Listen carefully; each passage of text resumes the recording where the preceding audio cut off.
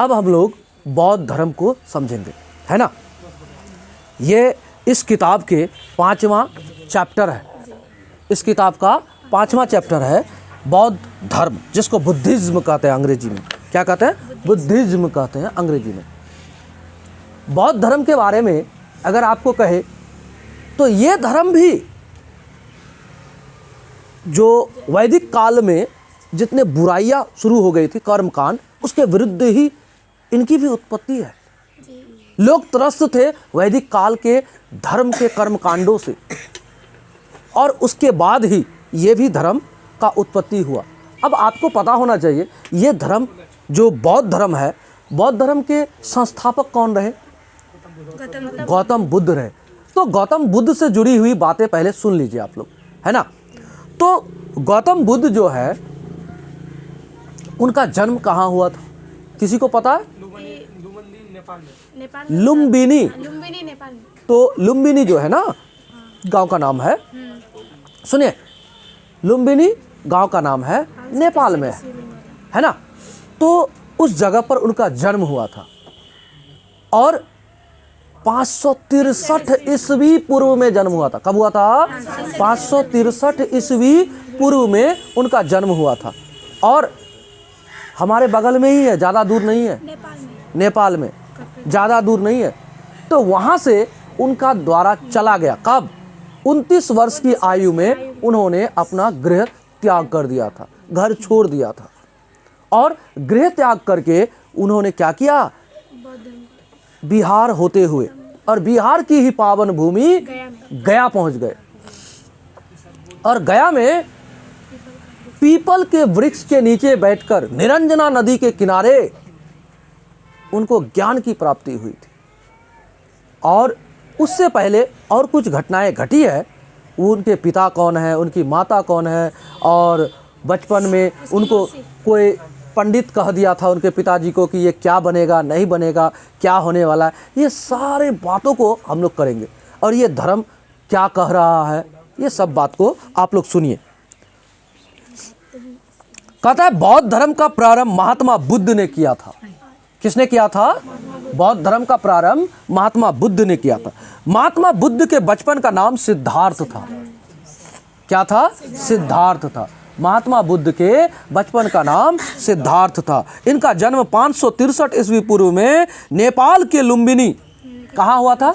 नेपाल के लुम्बिनी। और जानते हैं उस जगह को कपिल वस्तु कहते हैं, है ना। नेपाल के लुम्बिनी कपिल वस्तु में हुआ था। इनके पिता शुद्धोधन, इनके पिता शुद्धोधन। महात्मा बुद्ध का बचपन का नाम क्या था? सिद्धार्थ, है ना। और इनके पिता का नाम है शुद्धोधन। क्षत्रिय, क्या थे? क्षत्रिय थे, और शाक्य गण के प्रधान थे, शाक्य गण के प्रधान थे। इनकी माता महामाया, महामाया कोलीय वंश की थी। कौन वंश की थी? कोलीय वंश की थी। देखिए, याद रखिएगा, ये बात लगभग पुस्तकों में नहीं है, ये बात लगभग पुस्तकों में नहीं है, और लोगों को पता भी नहीं होता। और क्वेश्चन यहाँ से पूछ लेता तो कहता है आउट ऑफ सिलेबस क्वेश्चन पूछ दिया, एग्ज़ाम बहुत हार्ड था, ऐसा बोल देगा। जबकि ये बात अगर दिया गया है तो इसका मतलब है कहीं ना कहीं ये क्वेश्चन पूछा गया होगा। ठीक है, तो क्वेश्चन को समझिए, क्या क्वेश्चन बन सकता है। कहेगा कि महात्मा बुद्ध के पिता किस कुल के थे, किस गण के प्रधान थे? तो आप कहेंगे कि वो शुद्धोधन जो है क्षत्रिय थे, और क्या थे? शाक्य गण के प्रधान थे। किस गण के प्रधान थे? शाक्य गण के प्रधान थे। इनकी माता महामाया कोलीय वंश की थी। महामाया जो है उनकी माता किस वंश की थी? कोलीय वंश की थी। जन्म के 7 दिन बाद महामाया की मृत्यु हो गई। यानी महात्मा बुद्ध के जन्म के 7 दिन के बाद उनकी माता महामाया की मृत्यु हो गई। तो फिर इनका पालन पोषण किनके द्वारा हुआ? तो इनकी मौसी, अब सुनिए, इनकी मौसी गौतमी ने इनका पालन पोषण किया। गौतमी इनकी सौतेली माँ भी थी। गौतमी इनकी सौतेली माँ भी थी, जबकि उनकी मौसी थी वो। यानी उनके पिताजी, जैसे उनके माता का देहांत हो गया तो उनके पिताजी उनकी माता की बहन अर्थात अपनी साली से विवाह कर लिए, और उनके द्वारा गौतमी प्रजापति के द्वारा क्या किया गया, इनका देख रेख किया गया, लालन पालन इनका उनकी मौसी के द्वारा हुआ। और एक बात आपको पता होना चाहिए कि गौतम बुद्ध का प्रथम शिष्या महिला में शिष्य होता है पुरुष में, तो महिला में कौन बना है मालूम है? उनकी मौसी ही मिली है, नहीं उनकी मौसी मिली है। ठीक है, अब सुनिए बताते हैं। इनकी मौसी गौतमी ने इनका पालन पोषण किया। गौतमी इनकी सौतेली माँ भी थी। इनका विवाह 16 वर्ष की अवस्था में यशोधरा यानी गोप्पा, बिंबा, भद कच्छना इसका नाम है। इनकी पत्नी का नाम यशोधरा है, लेकिन और भी नाम से इनको संबोधित किया जाता है, जैसे गोपा, बिंबा, भद कच्छना ये सब नाम है। नामक अति सुंदर स्त्री से हुआ था। किनका? गौतम बुद्ध की जो विवाह हुआ था 16 वर्ष की आयु में हुआ था। कितने वर्ष में? 16 वर्ष की आयु में उनका विवाह हो गया। और देखिए उनका पिताजी ना उनका शादी पहले कराने का कारण था।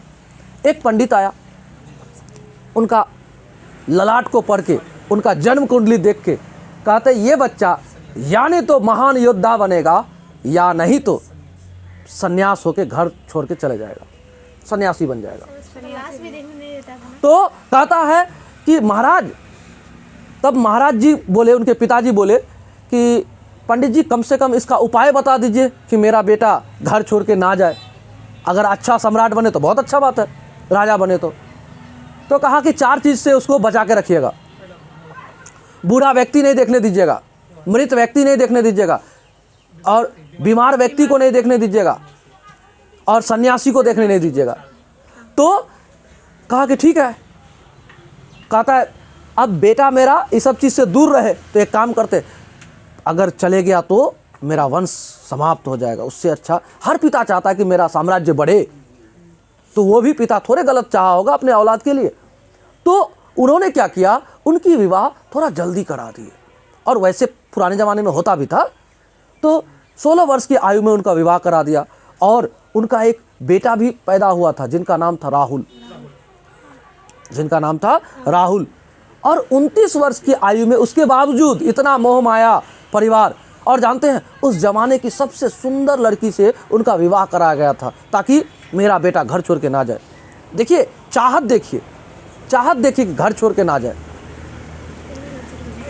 अब सुनिए, कहता है इनकी विवाह 16 वर्ष की अवस्था में यशोधरा नामक अति सुंदर स्त्री से हुआ।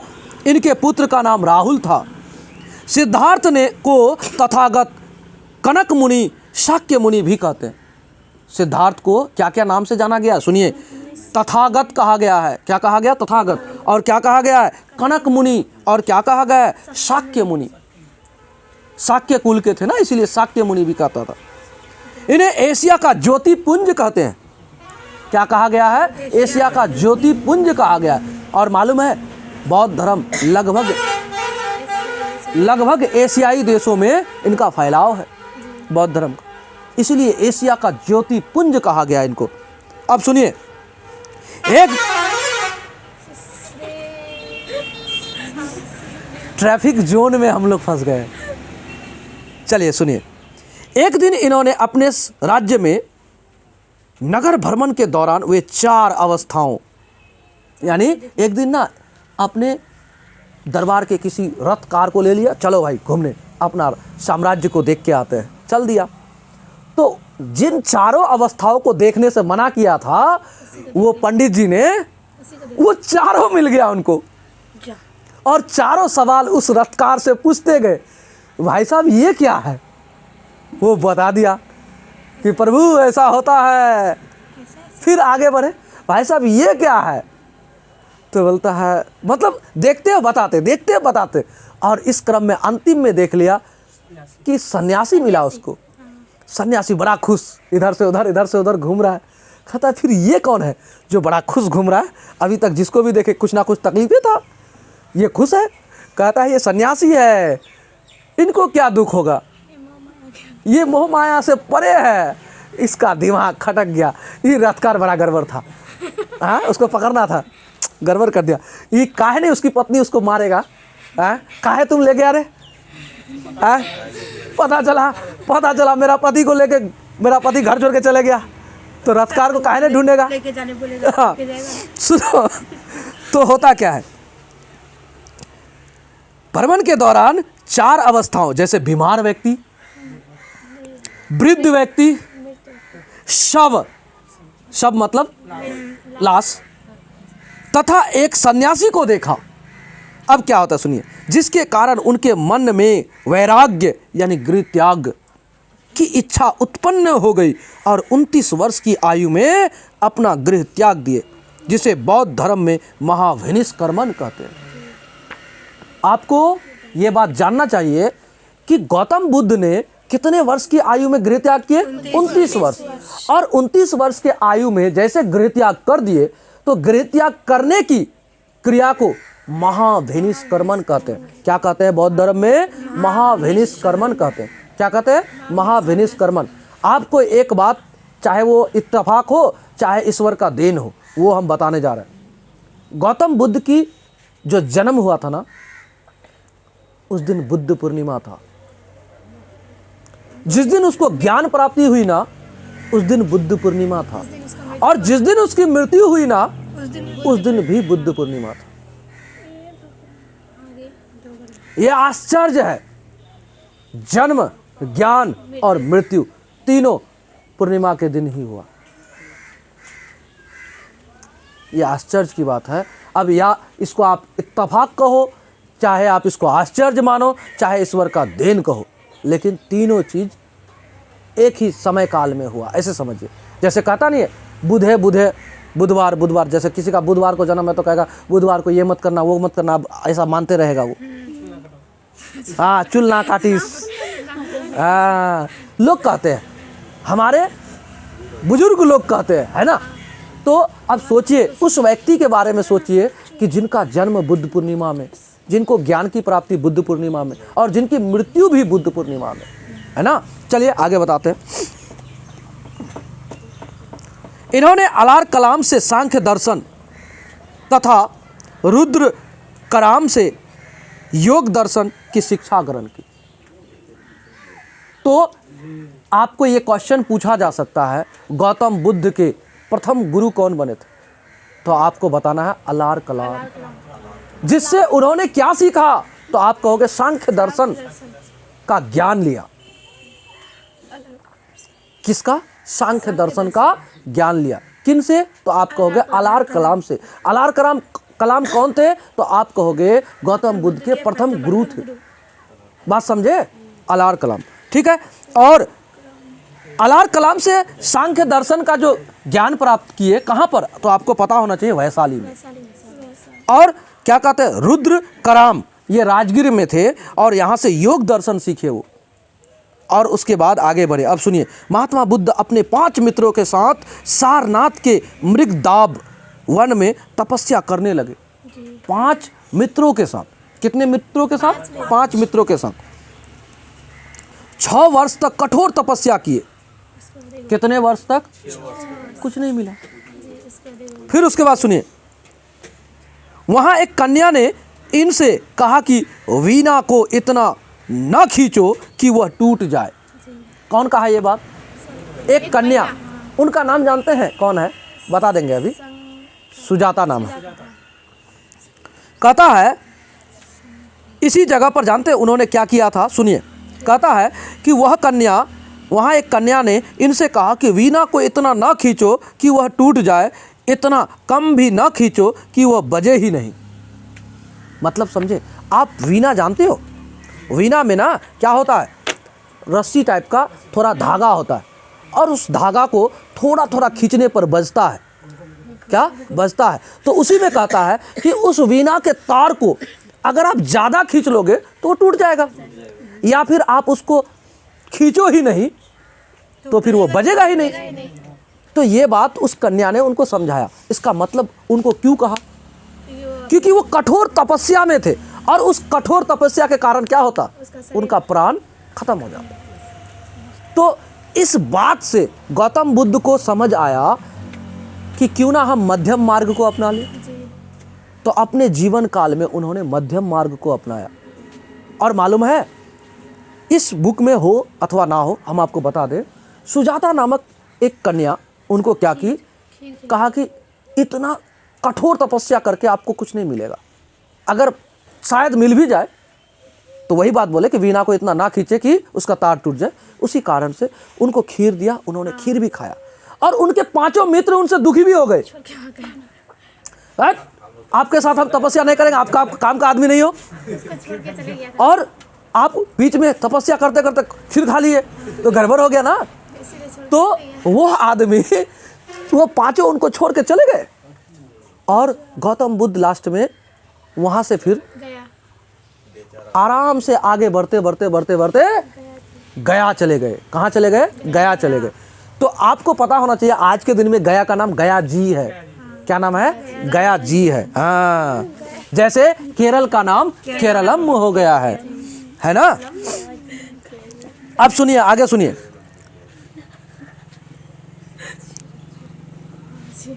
इस बात को सुनकर महात्मा बुद्ध सारनाथ से गया उरुवेला चले गए और तपस्या करने लगे। गया के उरुवेला वहां चले गए। यहाँ उन्हें निरंजना, कौन सा नदी? निरंजना, जिसको वर्तमान में फल्गु नदी कहते हैं। हाँ, फल्गु, वर्तमान में फल्गु नदी कहते हैं। उस नदी के किनारे पीपल के वृक्ष के नीचे वैशाख पूर्णिमा के दिन ज्ञान की प्राप्ति हुई। किस पूर्णिमा के दिन? वैशाख पूर्णिमा के दिन उनको ज्ञान की प्राप्ति हुई। ज्ञान प्राप्ति के बाद वह वृक्ष महाबोधि वृक्ष कहलाया। जिस वृक्ष के नीचे उनको ज्ञान प्राप्ति हुआ उस वृक्ष को महाबोधि वृक्ष कहा गया, क्योंकि उसी वृक्ष के नीचे उनको ज्ञान की प्राप्ति हुई। यह स्थान बोध गया कहलाया। क्या कहलाया? बोध गया कहलाया। ज्ञान प्राप्ति के बाद इन्हें महात्मा बुद्ध कहा गया। महात्मा बुद्ध को महात्मा बुद्ध कब कहा गया? तो आप कहोगे उनको जब ज्ञान की प्राप्ति हुई तब उन्हें महात्मा बुद्ध कहा गया। बुद्ध का शाब्दिक अर्थ होता है ज्ञान संपन्न व्यक्ति। बुद्ध का शाब्दिक अर्थ होता है ज्ञान संपन्न व्यक्ति। इन्होंने अपना पहला उपदेश सारनाथ में अपने मित्रों को दिया। कौन सा मित्रों को? जो छोड़ के भाग गया था। सारनाथ में पहला उपदेश दिया। कहाँ उपदेश दिया? आपको पूछा जा सकता है कि महात्मा बुद्ध ने पहला उपदेश कहाँ दिया, तो आप कहोगे सारनाथ में दिया। किनको दिया? तो वही 5 मित्रों को जिन्होंने उनको छोड़कर भाग गया था। और जानते हैं वो 5 मित्र उनके ब्राह्मण थे, 5 ब्राह्मण मित्र थे, जिसे बौद्ध धर्म में महाधर्म चक्र प्रवर्तन कहते हैं। महाधर्म चक्र प्रवर्तन कहते हैं, ठीक है, जब वो उपदेश दे दिए। अब सुनिए, इन्होंने सर्वाधिक उपदेश कौशल देश की राजधानी श्रावस्ती में दिया, जो कि पाली भाषा में दिया। उन्होंने जो भी उपदेश दिया वो किस भाषा में दिया? पाली भाषा में दिया। और कौशल देश श्रावस्ती में सबसे ज़्यादा उपदेश दिए। आपको पता होना चाहिए ये बात। और एक बात और सुनिए, आपके इस पुस्तक में नहीं दिया है, जो हम बता देते हैं। जैसे उन्होंने ज्ञान की प्राप्ति हुआ तो अब ज्ञान जिसको मिल जाए ना वो रोक नहीं पाएगा किसी को। सुनाते एक तो बात सुनना है, नहीं समझे? अपना बात सुनाना चाहता, अब किसको सुनाए? किसको सुनाए? तो उन्होंने उस समय सुना नहीं पाया, लेकिन शिष्य बनाया। 2 बंजारे को शिष्य बना दिया। मतलब अपना पहला उपदेश तो कहाँ दिया? अपने 5 मित्रों को दिया, लेकिन उन्होंने पहला जो शिष्य बनाया, किसको बनाया? तो 2 बंजारे को बनाया था, जो दूसरे जगह से घुमंतु था, बंजारा था, इधर से उधर घूमता था। वो 2 बंजारे को उन्होंने पहला शिष्य बना दिया था, ठीक है, जिनका नाम हमको याद नहीं आ रहा है, लेकिन हम आपको बता दें कि 2 बंजारे को पहले वो शिष्य बनाए थे। लेकिन उसके बाद पहला उपदेश वो सारनाथ में दिए। जिन 5 मित्रों ने उनको छोड़ दिया था उन्हीं को समझाया पहले। उसके बाद फिर आगे देखिए, इन्होंने श्रावस्ती में अंगुलीमाल डाकू को शिक्षा दी। श्रावस्ती में अंगुलीमाल डाकू को शिक्षा दी। अब बताओ, उस जमाने में अंगुलीमाल डाकू से श्रावस्ती के लगभग सभी लोग डरते थे। कैसा डाकू था वो? किसी को भी मारेगा ना, मारने के बाद उसका एक ठो उंगली काट के माला पहन लेगा। ले रे भैया, गजब का आदमी था। मतलब मार के उसका काट के उंगली को लेके माला बना के पहन लेगा। और कितना आदमी को मारा है वो गिनती उसी से पता लगता है, इतना को मारे हैं। कितना भयंकर था वो। हाँ, इतना भयंकर था। तो इतना खतरनाक थे वो कि उनके बारे में कहा जाता था कि उनसे दूर हटके लोग रहते थे कि भाई रात हो गया, इधर से नहीं जाएंगे। लेकिन महात्मा बुद्ध उधर गए, जिस ओर उंगलीमाल रहते थे उसी ओर गए, और उनके साथ सामने में आ गया। सामने आ गया तो सब आदमी डरता था, वो आदमी डरा नहीं। महात्मा बुद्ध जी नहीं डरे तो उनको लगा कि भाई ये तो आश्चर्य हो रहा है, हम सबको डराते और हमसे डर ही नहीं रहा। कहता हम आपको मार देंगे। तो कहता मार दो, कोई दिक्कत नहीं। मतलब किसी प्रकार का भय भीत कुछ नहीं, उसके आंखों में कोई मतलब घबराहट होना चाहिए ना। तो उन्होंने उनसे सवाल किया, और सवाल में वही पत्ता वाला जो बात बोले कि किसी टहनी को तोड़ दो, तोड़ दिया। फिर कहता उसको जोड़ दो। तो कहता नहीं जुड़ेगा। तो फिर तुम ऐसा करते क्यों? किसी को मार देते हो, फिर उसको जीवन दे ही नहीं पा रहे हो, क्या फायदा ऐसा कर? समझाते समझाते वो आदमी, और जानते हैं महात्मा बुद्ध के चेहरे पर एक अलग सा तेज था, जो उनको देखे उसके ओर प्रभावित हो जाए। जैसे श्री कृष्ण के बारे में कहा जाता है कि उनके ओर जो मुखरित होकर अगर भक्ति करेंगे तो श्री कृष्ण का हो जाएगा वो आदमी। ठीक उसी प्रकार से महात्मा बुद्ध का हो जाता था लोग। महात्मा बुद्ध के द्वारा अगर उनके सिर पर हाथ दिया गया, शांत हो गया। इतना क्रूर व्यक्ति उंगलीमाल डाकू, इनका क्या बन गए? शिष्य बन गए। सर उसको तो घर भेजा था ना, मतलब पूछने के लिए कि तुम्हारा घर का आदमी तुम्हारा साथ देगा, जिसके लिए सब कर रहे हो। वो सब ज़्यादा उस पर विचार नहीं करेंगे, क्योंकि हम लोग देखिए बहुत कुछ शॉर्ट में जा रहे हैं, हम बहुत चीज़ को छोड़ रहे हैं। आपको समझना चाहिए, हम ना बहुत कुछ, जैसे इनको बौद्ध धर्म पढ़ाए हैं 12वीं क्लास का किताब में, तो बौद्ध धर्म पढ़ाने में हमको अच्छा खासा समय लगा, और यहाँ बौद्ध धर्म का लगभग बातें हम जा रहे हैं स्पीड में। इतना नहीं पढ़े थे लेकिन पढ़े थे। हाँ, तो चलिए तो आगे बढ़े। तो सुनिए, कहते हैं कि उंगलीमाल नामक डाकू को शिक्षा दी। महात्मा बुद्ध के सबसे प्रिय शिष्य आनंद तथा उपाली थे। आनंद तथा उपाली महात्मा बुद्ध के सबसे प्रिय शिष्य थे। और जानते हैं, आनंद के कहने पर महिलाओं को प्रवेश दिया गया था। किसमें? बौद्ध धर्म में। बौद्ध धर्म में महिलाओं का प्रवेश नहीं था पहले, लेकिन आनंद के आग्रह पर आनंद ने रिक्वेस्ट किया कि महिलाओं को भी हमारे बौद्ध धर्म में प्रवेश होना चाहिए। लेकिन भविष्य को महात्मा बुद्ध ने देख लिया था कि अगर महिला का प्रवेश होगा, हम ये नहीं कह रहे कि महिला गलत है, लेकिन महिला का प्रवेश से हमारे संघ में बुराइयां आ सकती है, और वही हुआ आगे चल के इस बौद्ध धर्म का विनाश का कारण बन गया। लेकिन बौद्ध धर्म देखिए, जब तक ये थे, क्या कहते हैं, महात्मा बुद्ध थे, तब तक तो कोई दिक्कत हुआ नहीं। लेकिन आगे चल के बहुत सारी समस्याएं आई, जिसके कारण बौद्ध धर्म का पतन हुआ। पतन मतलब उसकी डाउनफॉल हुआ। आज भी बौद्ध धर्म हमारे देश में है, लेकिन उस विख्यात रूप में जो थे उस रूप में अभी नहीं है। तो सुनिए 2-4 लाइन और है, इसको हम लोग यहाँ पर रोक देंगे, है ना? 2-4 लाइन के बाद रोक देंगे। अब सुनिए, कहते आनंद के कहने पर महात्मा बुद्ध ने महिलाओं को बौद्ध धर्म यानी बौद्ध संघ में प्रवेश की अनुमति वैशाली में दिए, और उन्होंने कहा कि अब बौद्ध धर्म ज़्यादा दिन तक नहीं चलेगा। कौन कहा ये बात?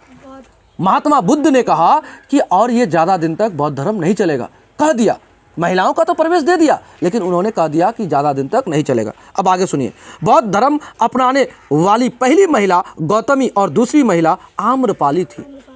पहली महिला कौन थे? गौतमी यानी उसकी मौसी, और दूसरी आम्रपाली। बौद्ध धर्म अपनाने वाला पहला पुरुष तपस्सु तथा मल्ली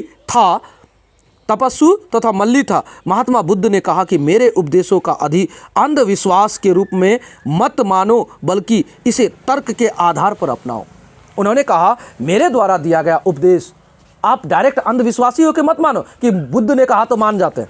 नहीं, आप पहले इस पर तर्क करो, अगर आपको सही लगे तो मानो।